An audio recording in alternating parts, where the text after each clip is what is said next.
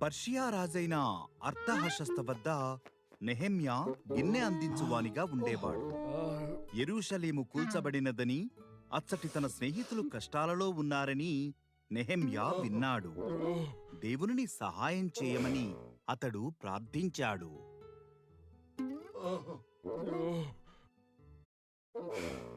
రాజైన అర్తహషస్తతో మాట్లాడటానికి నెహెమ్యాకు దేవుడు ధైర్యాన్నిచ్చాడు.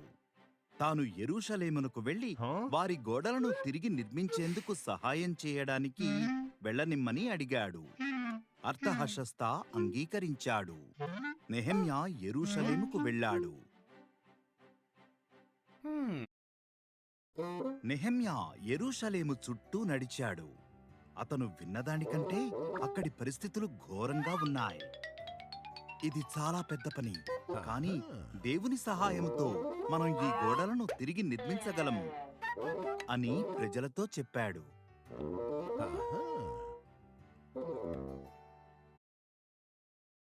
మొదట గుమ్మాలను సరిచేయడానికి అందరూ కుటుంబాలుగాను బృందాలుగాను పనిచేశారు. వారు గొర్రెల గుమ్మమును, మత్స్యపు గుమ్మమును, పెంట గుమ్మమును మరియు ఇతర గుమ్మములను బాగుచేశారు.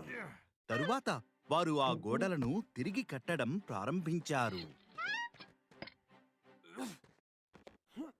మొదట్లో వారి శత్రువులు ఎగతాళి చేశారు. కాని గోడలు కట్టబడుతుండగా ఆ శత్రువులు దాడి చేయడానికి సిద్ధపడ్డారు. కాబట్టి దేవుని ప్రజలు ఒక చేతితో పనిముట్టును, మరో చేతితో కత్తిని పట్టుకొని పనిచేశారు.